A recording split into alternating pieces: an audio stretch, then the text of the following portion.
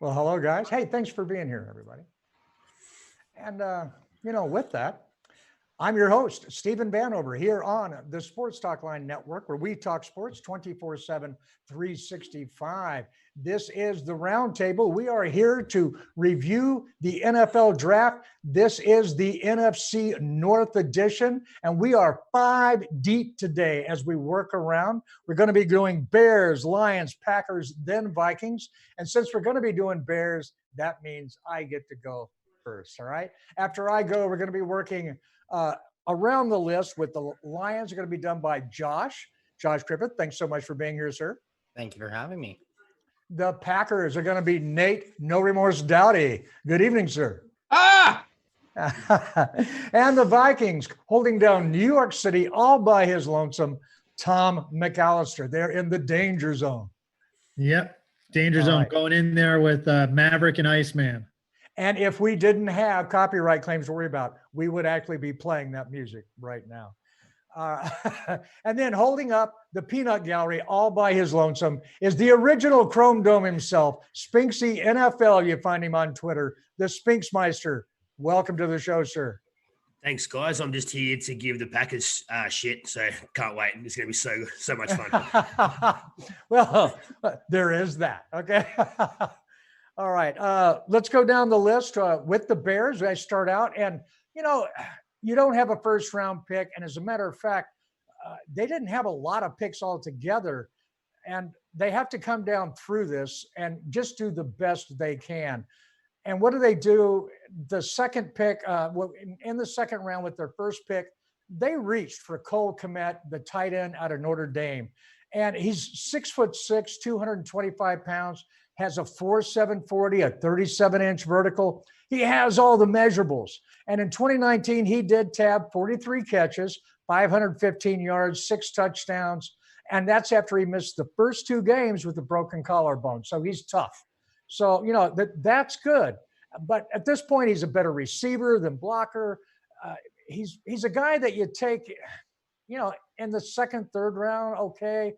But he's not a home run. He's not a home run. Then they come back with their second pick in the second round, and they get cornerback Jaylen Johnson, 6 foot, 193 pounds, runs a 4.5 40, 15 reps at 225 pounds, and almost a 36-inch vertical. He's got it all.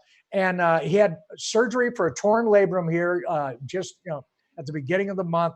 That's why he dropped. He's a top 15 talent, man. He can ball. And he's smart. He maintained a 3.6 GPA as a business major, not as a, PE major, something like that or whatever, or basket weaving major. This kid is really on top of his ball. And they got him late in the second round.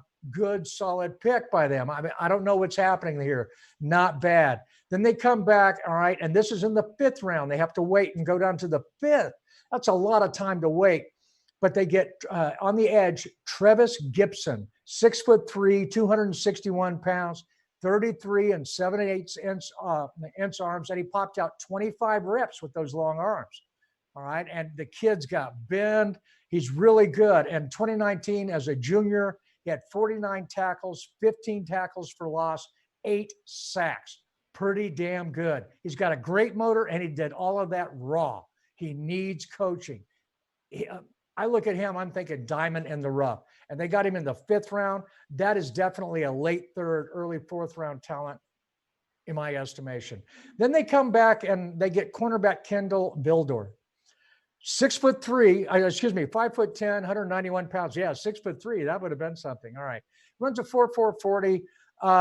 And he's got a nice vertical, 39.5, almost a 40-inch vertical. So that is decent. He posted 27 tackles, 2 for loss, had a team high 4 interceptions, so he can actually control the football, a little bit. And he has man coverage skills. He has the total physical package, but you like him to be a little bit taller, but he makes up for that. Not a bad pick, a solid kid.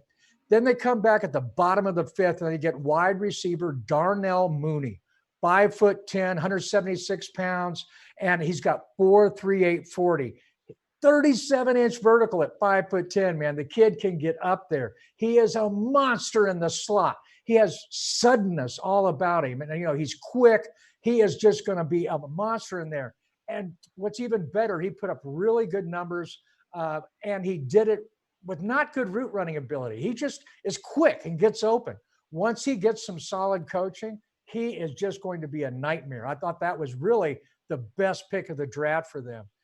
Then they come back late in the 7th, and they get 2 offensive linemen. Both of them played on the outside in college. They're both, 300 or 290 pounds, but they're 6'5" guys. They're going to be moved inside, offensive guard, both of them. One of them's got a lot of upside in Hambright. Simmons, I don't know that much about, to be honest. I researched him. He looks, like a guy that you might pick up as a UDFA. Might have been a bit of a reach. Overall, I give him a B. I have to include part of who in this trade in the first round, okay? And when you're counting even part of Khalil Mack, that's worth a lot. So overall, I give this draft a B. All right, let's work this around the room. Nate, you know the drill. All right. Oh, by the way, Mitch Trubisky still sucks. Yeah. Well, speaking of which, the front office is not convinced of that. Literally, this guy is Pace is trying to save his job right now. And so that's the only way I can explain Cole Kmet at the pick in the second round, the first pick in the second round. Only way I could describe that, which is funny because there was better weapons on the outside they could have. They could have Denzel Mims there. They could have had a good, great number of different receivers there. Not to mention they just way overpaid for Jimmy Graham in free agency. So it's kind of like how much of an impact do you really see this guy making? Probably not. Nate, I'm thinking they could have got Kmet in the 3rd round. What are you thinking? I agree. With that being said, Jaylen Johnson was excellent value in the 2nd round. That's the only pick I could really say, okay, they had a plan. They stuck to their board. They got a really good football player. They got him at pick 50, I believe. Other than that, I say, really, I don't see any of these guys contributing. They're in a position right now where I think the sky is going to fall. Mitch Trubisky is going to fall flat on his face. I think they're going to clean house with the front office and head coach next year. So I give this draft a D+. Was that a D as in Delta or a B as in Bravo? That's D as in Dalton. Oh, snap. Don't hold back now. Tell us how you really feel there, Nate. All right. Joshua. All right. Bring what you got here. What are you thinking about the Bears? Are you down there in Dogland, or are you more up here in Bravoville? I don't know if I'm down there as low as Nate is, but I don't think I'm up there as high as you are on their draft. That's for sure. Well, I'm in California, so we got the good stuff, Yeah. Well, I'm in Canada, so. Oh, good stuff there too. Yeah, I have no idea what they're. You can tell how little confidence they have in Mitchell Trubisky. If they get him a weapon, this is only going to be about 20 yards max away from the line of scrimmage. Like maybe he could make these throws. What with both of you guys said, the 2nd round pick, that was a score. Jaylen Johnson. Other than that, I mean, Darnell Mooney might be able to provide some help for Trubisky if he can get it close to him. I don't know. I didn't really like this draft for them besides the 1st round. They got a C. Well, what about, I seem to be the only guy excited, and I genuinely am, about wide receiver Darnell Mooney. I mean, I think the kid is going to be a nightmare in the slot. He's got all the measurables to do it and the production to back it up.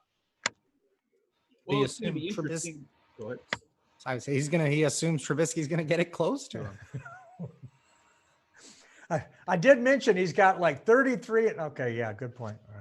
All right. Tom, I'm sorry. We're not ignoring you. I was going to let you clean this all up, bring it into focus. Oh, yeah. By the way, what grade did you give it there, Joshua? I gave it a C. A C. All right, Tom. It's New York. Is New York going to hold to the reputation and just bring the truth and the harsh reality here, or what? Well, we're going to bring in the insight that only us New Yorkers can see. So basically, when you look at this draft, it was very deep at wide receiver and it was very deep at tackle. And the Chicago Bears really did not start addressing that until the 5th round and I believe 7th round for tackle. So this is something too. If you have a quarterback who might not be the best, you can still try to build weapons around him. So I think they lost an opportunity to gain a tackle or a wide receiver. Also, if you think Mitch Trubisky, you know what? If you made the decision to move on to him, they could have grabbed a quarterback. They could have grabbed, Jalen Hurts with the 2nd round pick, which, wouldn't have caused that much of an upcry with Chicago fans. So I really think that Chicago didn't really establish an identity. They didn't help their offense. So for a letter grade, even if you include Khalil Mack was great in 2018. He kind of took a step back to reality in 2019. And only part of Khalil Mack, because it was, a 1st round pick last season. So you're only getting like half of Khalil Mack here. Okay. So half of Khalil Mack, I would have to give it a C-, because the Bears, I don't see this draft class striking fear in anyone. Yeah, and I'll go ahead and answer for Spinksy. He had to log out for a moment. Hopefully he will be back. And his reply on the whole Bears draft is, I'm just here to rag on the Packers. Okay. So I think I nailed how you like my Spinksy impersonation? Was that good? Was that good? Yeah, all right. All right. So let's jump right to it. Josh, the Lions have a new coach, not the most popular coach, depending on who you talk to, and depending on if they just left the team or not, depending if they just got traded or not. And he is the man in charge of the draft, or is it the GM? And regardless of that, what do you think about their draft? Well, it was pretty clear that the GM was in charge of the draft. There was a little bit of, not symmetry with who they wanted to draft, but I actually thought they had a really strong draft. Jeff Okudah was a lights out pick at 3rd after Chase Young was gone. I mean, he's going to solidify the defense for years to come for the cornerback. Like, he's a big play corner there. Running back DeAndre Swift, he was at Georgia, a pair with Cam Akers. And, I mean, Georgia was doing damage all over the field, running the ball. I mean, one of the top ranked, running tandems that they had in college there for a couple of years. And then DeAndre Swift had a bit of injury trouble. So I think that's kind of what dropped him down a little bit. I think he would have gone a little bit higher than that if say he hadn't have. And then 2, like they just went, I mean, they addressed a lot of needs that they had in the draft. Julian Okwara, they drafted a couple of old linemen with Jonah Jackson and Logan Stenberg. They got a wide receiver. He might, do something, fit into a depth role. They got what's going on? They got a couple D linemen. They got another running back, a depth guy. 9 picks. Yeah, and they did have a lot of picks too, which was nice. So I mean, you always like when they have the picks. I actually gave them a pretty good letter grade for this year's draft, and I gave them an A-. So I don't know how you guys gave them on their draft picks. So, but Tom, we'll fire it over to you. What do you think? Well, some of the picks, I do think they did a pretty stellar job in the draft. Some of the picks that I really like were in the 3rd round.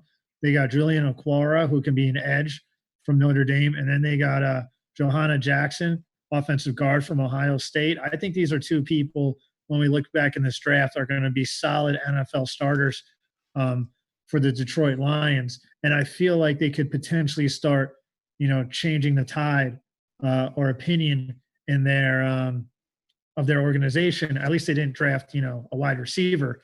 People would probably think it's the ghost of Matt Millen going forward. But, you got to wonder, apparently, I think, Nate, you were talking about this, how there's maybe a little bit of a power struggle between the GM and the coach. Maybe you could elaborate on that. Well, Matt Patricia, we all know, is a dead man walking. I mean, he's my pick for first coach fired this year. Really, he wanted Derek Brown all the way. And personally, I agree with him. I think if you pair Derek, you win football games building through the line. I think Jeff Okudah wasn't the consensus #1 corner in this draft. There was a lot of teams that preferred C.J. Henderson, not me personally. I just go with the guy who can give you help. If you pair Derek Brown along with Aquara in the 3rd round, I think you have a better chance at creating a penetrating defensive line. With that said, I'd love Swift in the 2nd round, a really high value guy. They just snatched him off the board because of the running back position isn't valued the way it once was.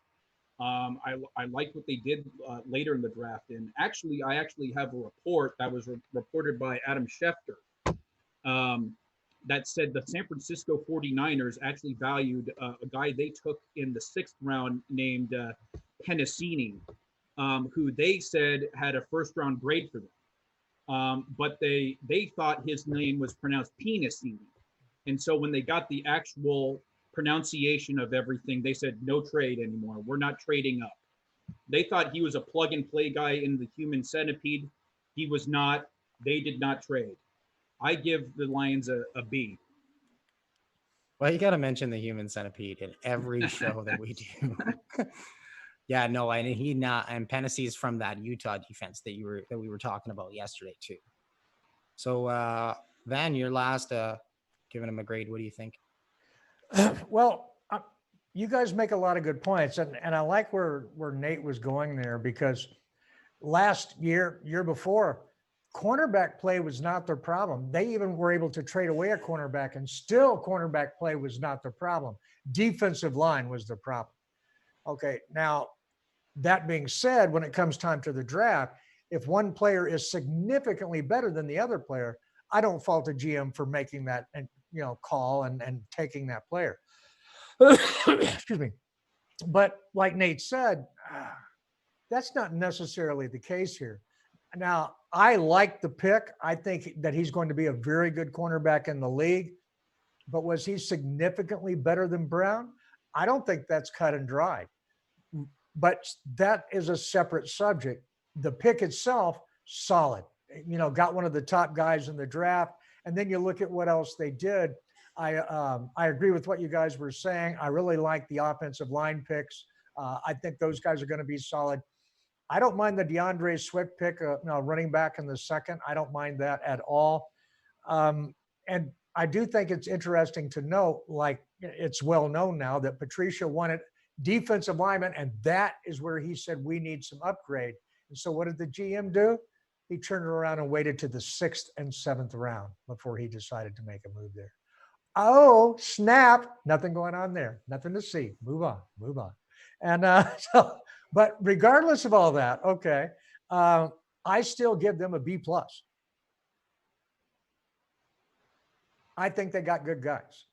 So, Tom, what's New York got to say about this? I would say this, with the Lions, I think they addressed a lot. I would go with the B+ range. I feel like they brought in Okuda to replace Darius Slay. And, it could be one of the things where it's you want to build up an elite part of an elite unit on your team. With Okuda, they could be building up the secondary. Even though that span doesn't last that long as other positions, it's still something you can develop going forward. I mean, you got to worry about Aaron Rodgers in that division, but I think that's maybe Kirk Cousins, depending on when you play him. I don't think they got to worry about Mitch Trubisky, though. Yeah, they got that going for them, don't they? All right. And Nate, do you want to answer for Spinksy this round? Well, mate, I'll say it's CD Lamb. Actually, it sounded like I'm from Louisiana, down by the bayou, y'all. I get me an education in the NFL draft. I give the Detroit Lions a B. All right. So Spinksy, give him a B. All right. So actually, they scored fairly well. Let's keep moving around the room. And I hope Spinksy makes it back, because it's time for a team that we're all waiting to see what Nate's going to do here when he talks about the Packers, Aaron Rodgers, the Packers, Aaron Rodgers, the coach. Man, there's a lot to break down here. First and foremost, Aaron Rodgers just began a massive deal. This year, he's due over $50 million against the cap. Next year, it's over 30. And then there's a jump down all the way to $17 million against the cap. They are handcuffed to him for at least the next 2 seasons, probably 3 seasons. However, I do know Jordan Love was a top 10 player on their board. And if you believe Jordan Love is a franchise quarterback, you have to draft him at 26th overall. I know it's unpopular with your star, but hey, after these stars retire, the train keeps on rolling. The Green Bay Packers will still exist after he retires. They have to protect the franchise. However, the Green Bay Packers were 13-3 last year. They went to the NFC Championship game. I think they massively overachieved. I think that's a 9-7 roster. I was telling Tom in the green room, there was a good 3 or 4 games last year where the refs made deciding plays that went in the Packers' favor that really gave them the game. You know, that's professional sports. But can you rely on that next year? I mean, and then you look at their other picks. They drafted A.J. Dillon in the 2nd round. Aaron Jones is in a contract year next year. That basically says they're going to move on from him. He's a massive back with a great athlete. He might carve out a bit of a role next year, but damn, I mean, this team has a window to win. None of the picks did anything to make you better next year or in a couple years. Down the line, they drafted an H-back, a guy who they want to use as a fullback, they say, who they drafted 2 rounds too early. I mean, this team had no direction in the draft. The only reason why I'm not going to give this a failing grade is because if Jordan Love turns out to be a franchise player, we're not going to remember who else they drafted in this draft. Van, I know you had your hand up. What do you got to say, babe? Well, I wanted to ask you, man, can you, or actually can anyone, but specifically you, because I mean, you definitely have some good knowledge in this area. Can you possibly name the last time there was a 25-year-old quarterback? That's what Wentz is right now, 25, 26, something like that? Yeah, like 4 years. And that was a franchise QB, okay, you know, all pro, et cetera. And the team spent a 2nd-round draft pick on a QB at that point in time. They spent a 2nd round? Oh, the Eagles. Well, yeah, just this year, right? Yeah, the Eagles. But also right here, go ahead. Is it the Jets with Geno Smith? The Jets, no, with Joe Namath. Oh, you're going to say Joe Namath. First round route. It was Aaron Rodgers. Well, Joe Namath, all right, he had the chronic knee problems earlier. And so they drafted a guy because they were worried about him staying healthy. All right. Here, I think they're drafting a guy because they're worried about a guy staying healthy. I don't think Aaron Rodgers is all okay in a social setting. I think he has social issues. I don't think he's one of those guys that doesn't play well with others. This has been the knock on him. There was a reason that he dropped in the NFL draft, and it was his personality. It was his inability at the collegiate level to inspire those around him and to get good rapport with them. They were reporting on him and they were telling the truth. Hey, the guy's an asshole. All right. And that, you know, that's okay to be an asshole, but he takes it to a different level. But there's no doubting his talent on the field. But ultimately, the organization, what I'm hearing, the Packers have just had enough. And they said, okay, if we can't motivate you any other way, let's motivate you this way. And they're going to give him a chance. Get you know, your head out of your rear this year, or Jordan Love is the man. What do you think, Nate? Well, he's in the beginning of a new deal, and you don't give up first-round resources to motivate somebody. They're thinking about the future here, but here's what I want to happen. There's a story when Aaron Rodgers was drafted 24th overall after the very first words he said to Brett Favre when they met in the cafeteria actually was, "Hey, Grandpa." The very first words out of Aaron Rodgers' mouth to Brett Favre was, "Hey, Grandpa." You know what? And to make poetic justice out of this situation, I am begging Jordan Love. If you have a soul, kind sir, the first words out of your mouth to Aaron Rodgers, "Hey, Grandpa." Karma's a bitch, isn't it? Yeah, I give this draft a C minus, and specifically because of the QB that they picked, because he has to work out. Because otherwise, I think that his presence is destructive, not helpful. But then again, I don't know. What does it take to motivate Rodgers to pay attention to what the coach is trying to do? Because supposedly they're going to be going run game. So that's what I gave it. Tom, let's swing to you, man. I think, with this, the grade I give is a D plus. First off, I think the Packers were not that were, I would say, very close to a championship. It would make a lot of sense for them to be like, you know what? Let's go all in. Let's try to get the best weapons available, and let's try to win the Super Bowl next year. They're probably tops in their division. The only real threat I see right now is the Minnesota Vikings. Second, this is causing a quarterback controversy where, Rodgers has the big deal. We're spending a first-round pick on Jordan Love. This is something where it's like, all right, instead of sending the signal, we're going to compete right now, you're sending the signal to your fans, well, we're going to go into rebuild mode. Now, the question I want to ask, and I'll start with Josh, do you think this is a sign the Packers are going to rebuild mode, or are they trying to really win the Lombardi Trophy going forward in 2020? I think they're 100% trying to win the Lombardi Trophy going forward in 2020. I actually disagree with all of you guys on this one. I love this pick. I mean, if you look back to 1994, the only franchise to have 2 Hall of Fame quarterbacks is the Green Bay Packers with Brett Favre and Aaron Rodgers. I mean, Aaron Rodgers is 36 years old. Like Nate's saying, he's at the beginning of his contract. It's a 3-year contract. So it's going to put him at 39. I mean, would anybody say that Aaron Rodgers didn't have another amazing year last year? I wouldn't say he's in the decline at the moment. What about you? What do you think, I don't think he had an amazing year last year. I thought he had part of a very good year, but as I recall, he was not having a good year. And then he finally settled in, and him and the coach worked some stuff out, and he came on towards the end.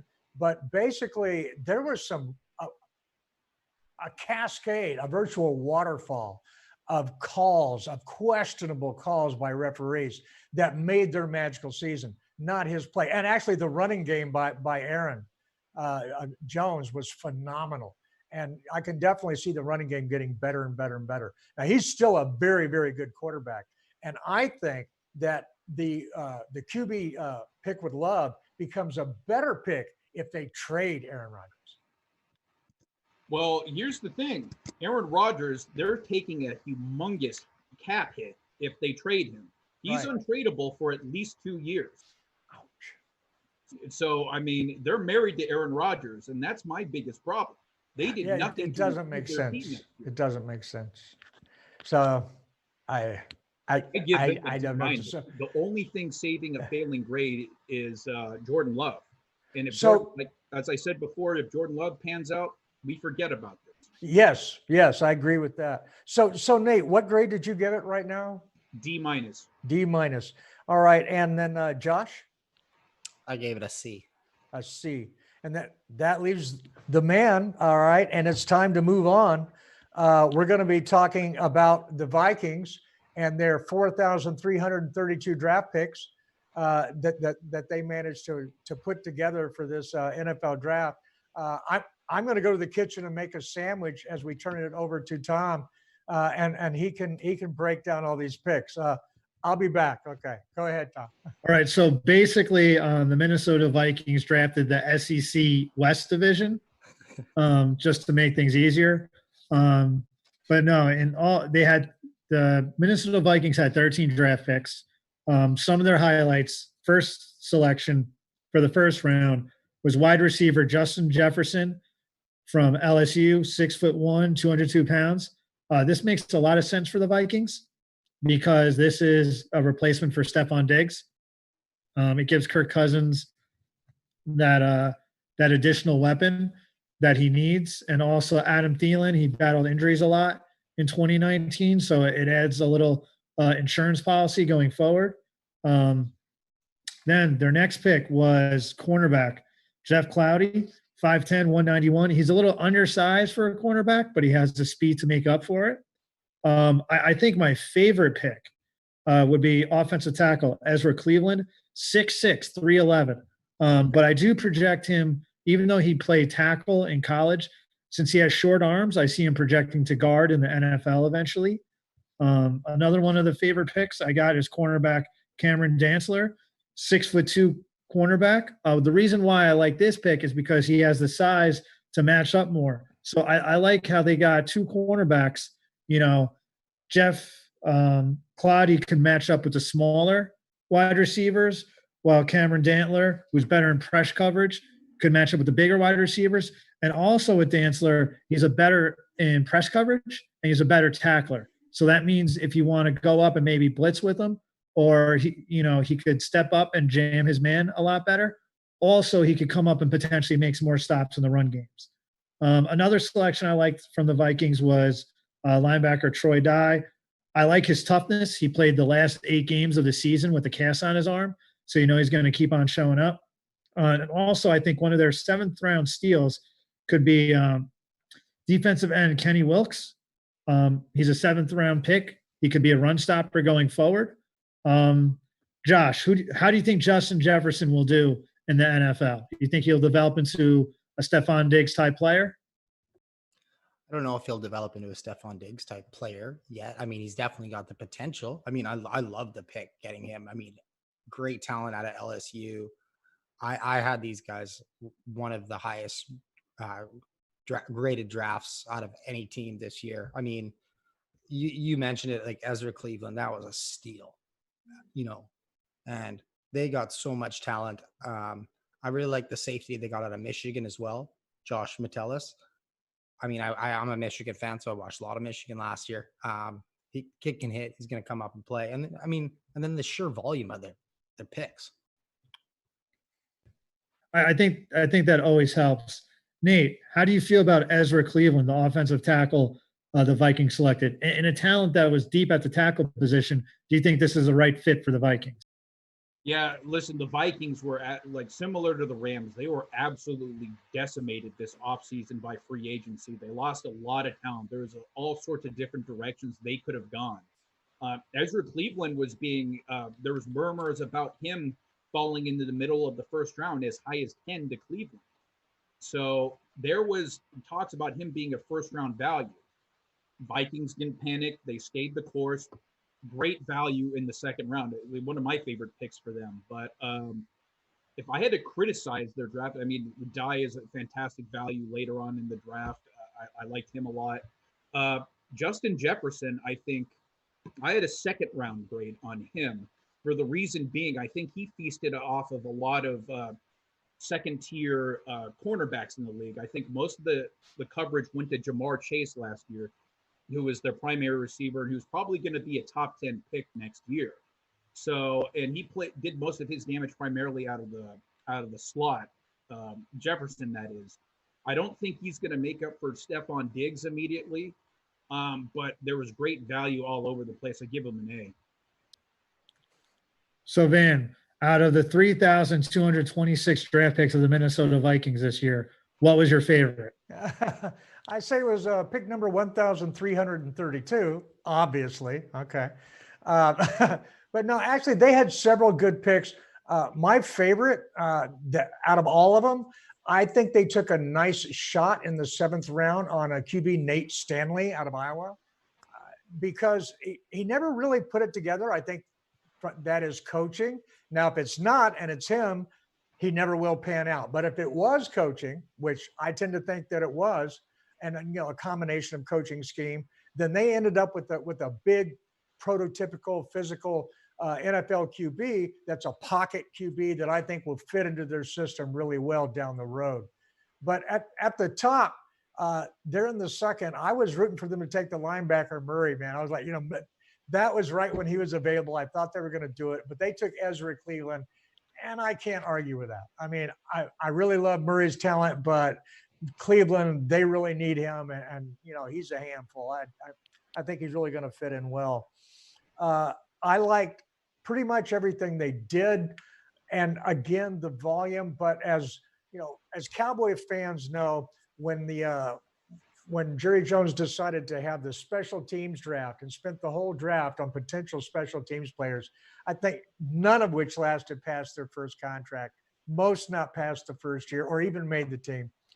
You can have all the picks you want, but if you draft horribly, it's not going to help you out. I like almost every one of these picks. I think they took good shots. I think they make good cuts at the ball as it came across the plate. I give them an A. All right, thanks, Van. I would probably give him an A- grade. Josh, what would you give for the Vikings class? What letter grade? I'm giving him an A as well. Nate, what about you? Letter grade for the Vikings? An A. A? All right. Well, that's it, guys. The Vikings walked away with the draft with all of their picks. I mean, that was an incredible haul, right, Tom? I totally agree. I think, volume is sometimes better than quantity. The more picks you have, the more likely something's going to hit. And I think, too, they got a lot of players that could be, diamonds in the rough. I mentioned Ezra Cleveland. Nate mentioned Dye, the linebacker. So it's definitely going to be something to see. All right, they're hit with free agency. Could they become, they were close to a Super Bowl in the last few seasons. Could they finally make it over? Could they finally break through and make it to the Super Bowl? Well, and I think this is where one of Nate's metrics for measuring a draft for a team that he mentions quite often is, did they make their team better? Did they make it to where they could compete against who they need to next year in better fashion than they did last year? And looking at these guys, I'm thinking like, okay, I can see him coming through.